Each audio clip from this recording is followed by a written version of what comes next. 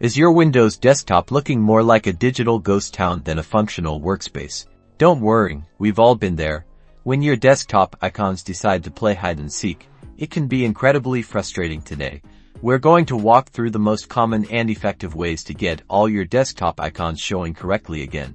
First up, the simplest fix: refreshing your desktop. This often clears up minor glitches. Just right-click anywhere on your desktop background in the context menu that appears, hover your mouse overview.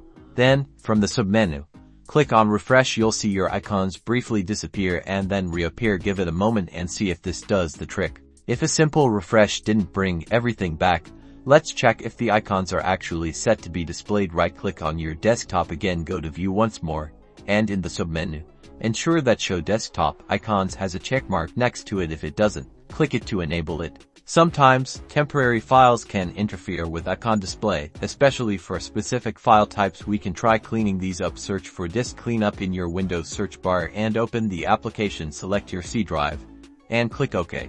Once Disk Cleanup analyzes your drive, look for an option called Thumbnails in the list of files to delete. Make sure that box is checked, then click OK and confirm that you want to delete the files. This clears out cached thumbnail images that might be causing problems. Next, we'll ensure that hidden files aren't the culprit. Open File Explorer and click on the View tab at the top in the Show Hide section.